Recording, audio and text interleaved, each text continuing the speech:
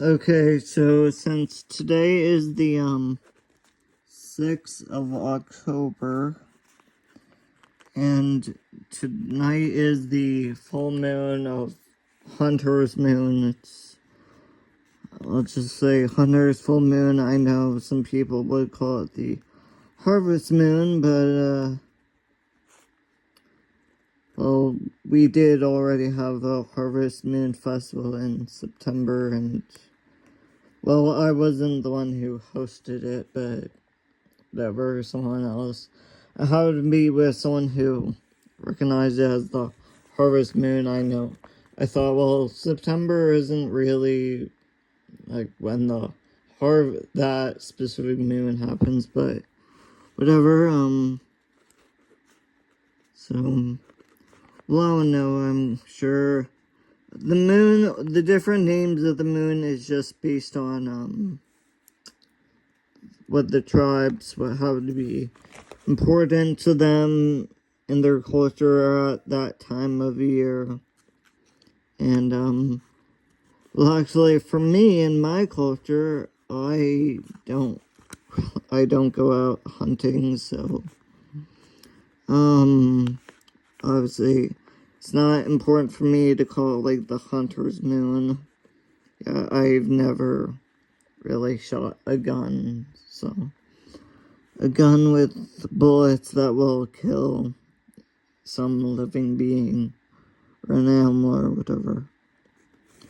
But I guess I live in an area with hunters. Sometimes we find their gunshot shells around.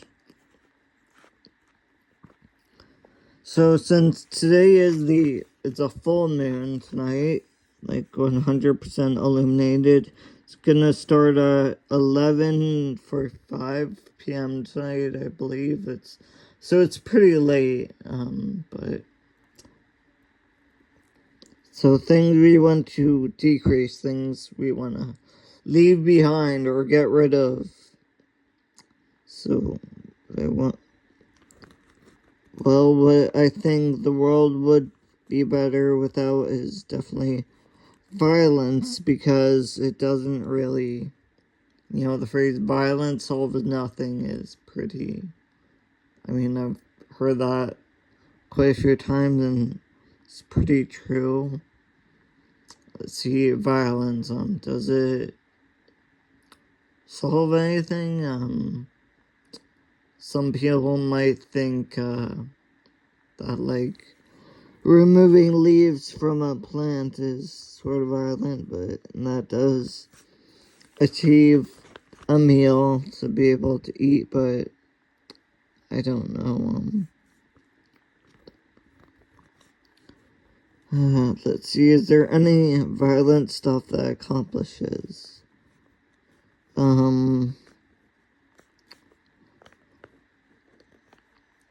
I know when people bring up the idea that, well, circumcision is just violence, so we shouldn't do it because, like, it's violence. They say, but it's so much healthier or whatever, as if it does accomplish stuff, but no, that's definitely a lie.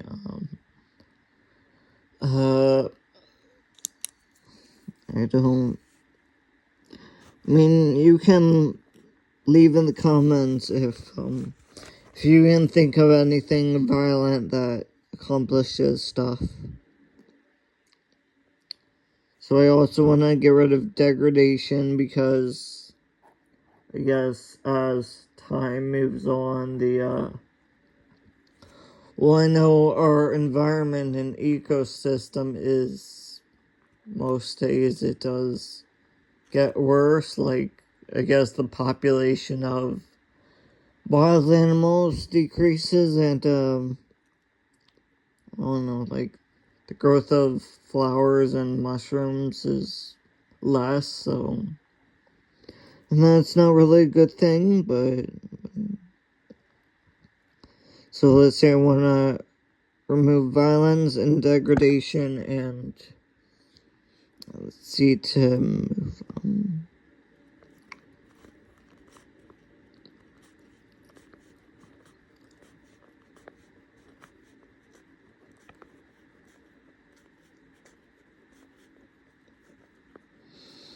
I said disproportionality because that's sort of the opposite of balance. Because having balance is a good thing. And I mean, yeah, no one wants less balance.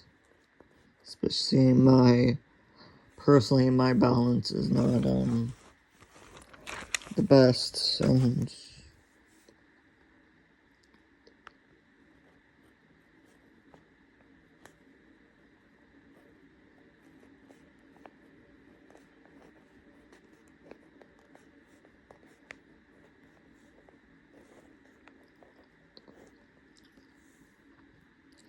so also lethargy is,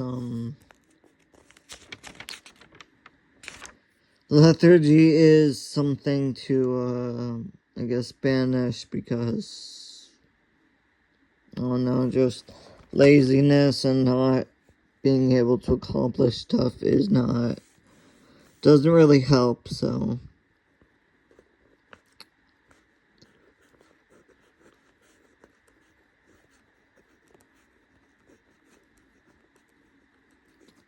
Stagnation, I also want to get rid of that because, I feel like there are way too many things in life where people just say, oh, it's tradition, and really, if you ask them why they do it or why people do things, it's just, they do them out of habit, like humans are creatures of habit, or they just say, well, that's what we have always done, or like my father did this, my father's father did this, and his father did this, and or yeah, they just do it because it's been done before, and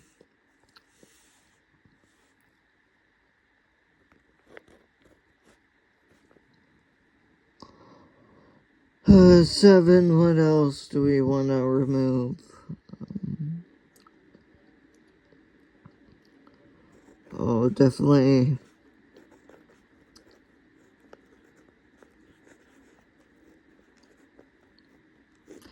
anxiety, because I have had more frequent episodes of like derealization and feelings of helplessness, and but whatever, anxiety is, it causes problems, so definitely no one wants more anxiety. It does not help.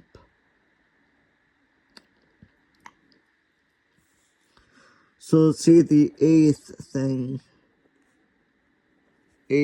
to get rid of.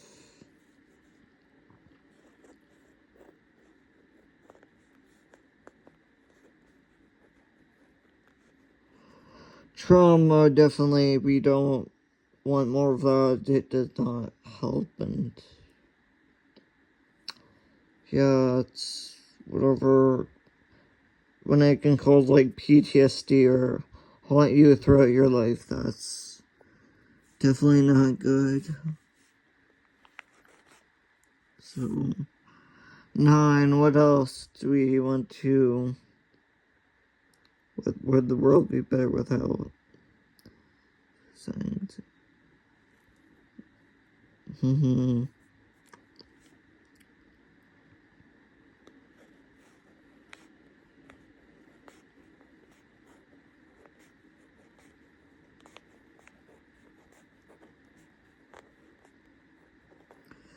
I'm saying destruction because whatever, that kind of ties into degradation, and I don't know, the removal of just breaking things is not good. So yeah, I think my life would have been better if I didn't break as many things, but of course breaking things is not,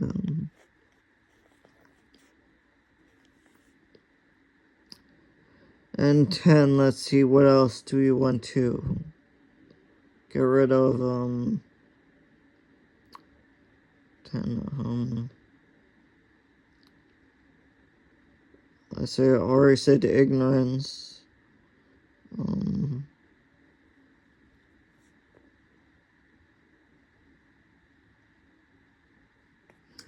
Let's see, should I say pain or discomfort?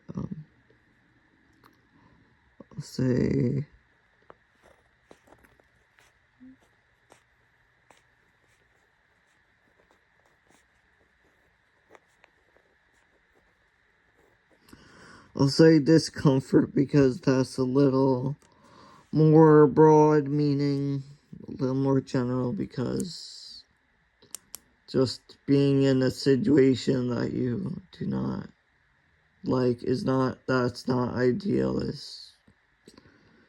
So I guess the opposite of discomfort is ideal stuff.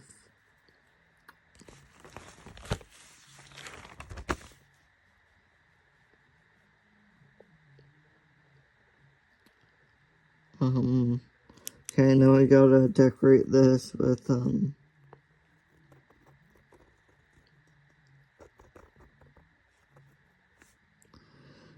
I hope you don't hear my mom downstairs yet.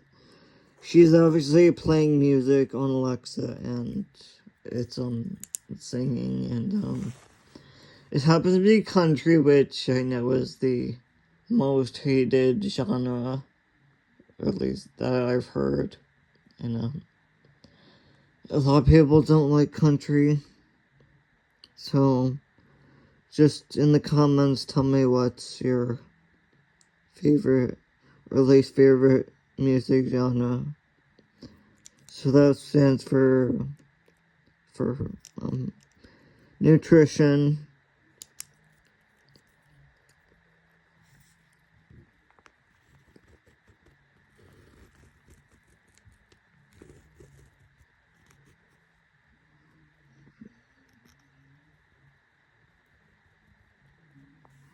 You gotta put in the all-seeing eye here.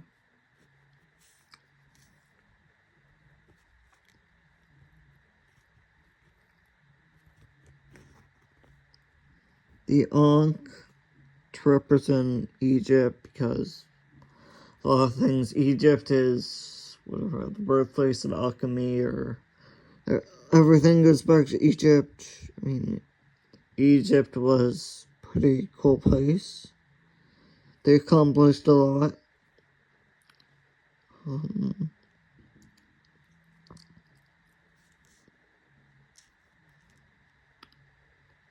Yes.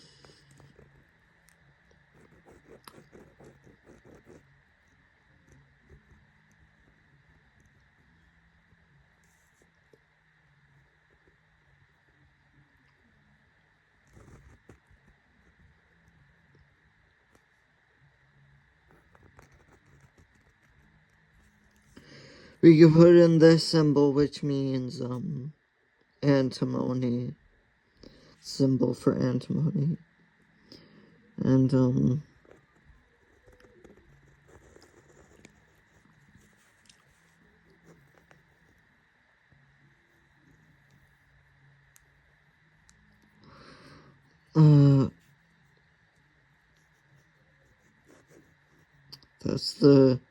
this is the sigil for to solve, which I'm sure is a good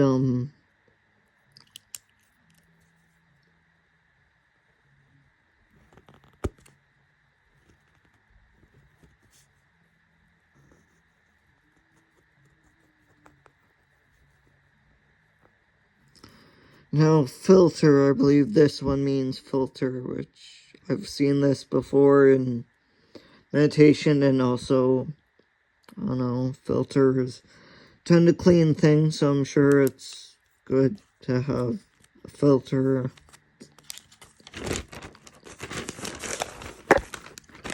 And this full moon is actually in Aries, in the constellation of Aries, and I know the Aries constellation passes through, or the sun passes through it from May 14th to April something, or April to May. I think it's April 19th to May 14th. And it's a relatively small constellation, only 441 square degrees. Out of all the 80 constellations, it's 39th in size. And the brightest star in Aries is Hamal. It's actually pretty faint. To the west and east, there's the constellations of Taurus and Pisces, and to the north and south, there's Perseus, Cetus, and Triangulum. So I guess that's an easier way to find it, to locate it, is to look at the neighboring constellations, because they're brighter and easier to see. Let's see what else about. Oh, it's a very old constellation, one of the oldest. It was before the Greeks and the Romans. The constellation was known by the ancient Egyptians and Persians in Babylon. It was also known in Babylon. The only specialties in Aries are two galaxies, actually. One is about 136 million light years away, and one's 114 million light years away. And I think Aries actually has 67 named stars. 67 named.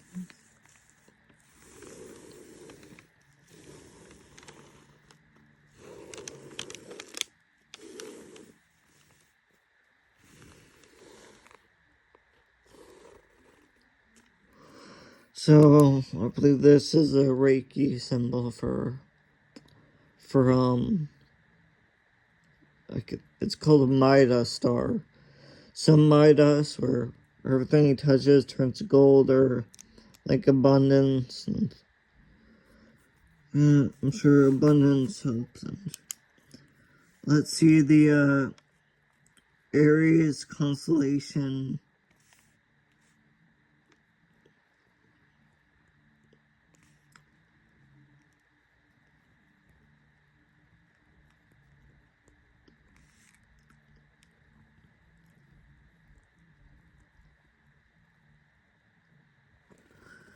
It looks something like this. Where it's not really. I mean, this doesn't look like a ram at all. It looks like just like a bent line. Like a straight pipe that was bent or something. I don't know what it's supposed to look like, but whatever. And the mythology behind it is, I believe, King Athamas was, he had a son, Phrixus, and, he had his son with his first wife. But his first wife passed away, so he remarried, and then Phrixus' stepmother had her son, and, well, of course, King Athamas was planning to allow his son to inherit the throne, but the stepmother she didn't want that. She wanted her son to be the heir to inherit it. And so she had to get rid of Phrixus. So her plan was, she went to an oracle, or she convinced the oracle to lie to King Athamos and tell him that the gods or the universal forces are predicting a poor harvest, a failure of harvest, and of course King Athamos knew that a failure of the harvest would be devastating for his kingdom, and the oracle told him that the only way to prevent a bad harvest, according to the gods, is to sacrifice Phrixus, to sacrifice his son. And they were about to do it, they were ready to decapitate Phrixos when a ram came and I guess was like saying to sacrifice me instead, sacrifice himself instead. And the ram had a golden fleece, and well, either way, that's mythology, so we don't know if that's true.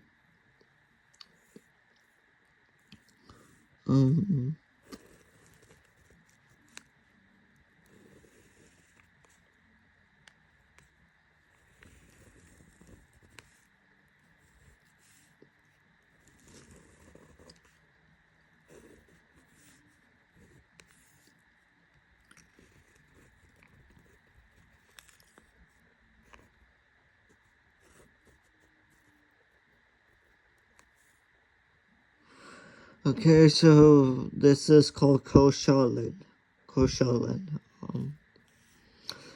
You can just visualize whatever you think it means. Let's see, I didn't really have room for the Egypt stuff, so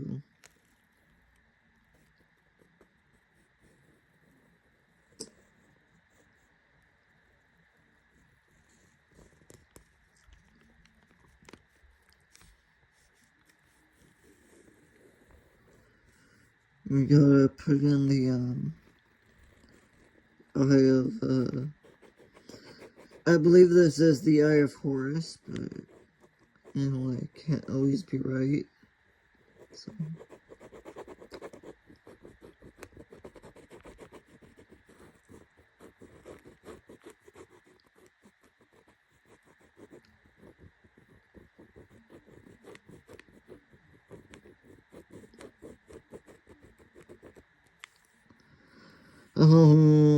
Okay, what else do we want to put here?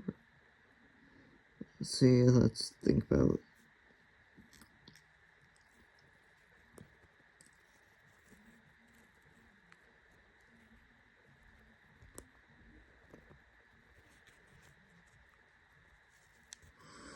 This is the alchemical sigil for cobalt, I believe.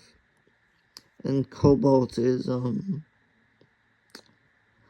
well, it is the component that makes B12, the nutrient B12, which comes from soil that has cobalt in it, and, I mean, I think because of intensive agriculture, a lot of soils are void of cobalt now, so I don't know, to make fertile soil again.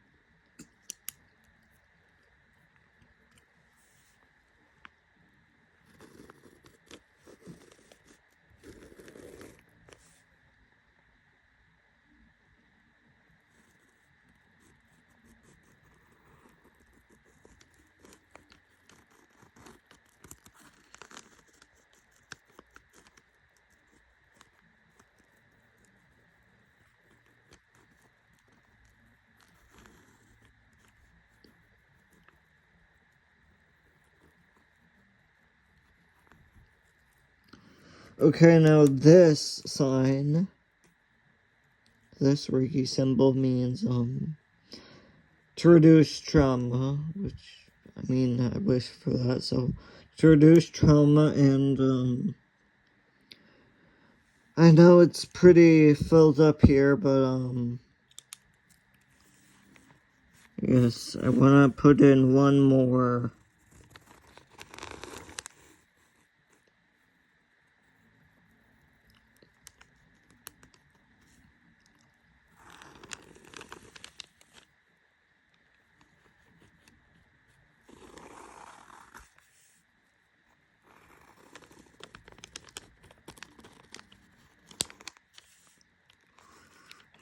Sigil of Anael, the demon of lust. See, we don't really have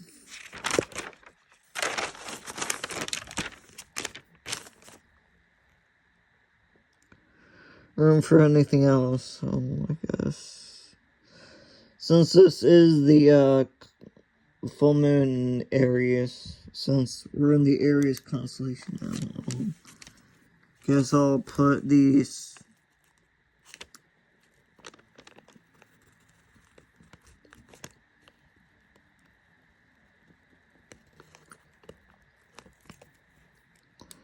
the sign for Aries, more common sign, instead of the constellation. So I think that was everything we went in, so yeah, this is the full moon of banishment, or Hunter's full moon, so thanks for watching, and I hope, I'll make sure to charge this. I know a lot of people, it's a very popular method to burn it, to use fire to make it turn into ether or whatever, but, I like to walk over it because that's just what I do. Thanks for watching, bye.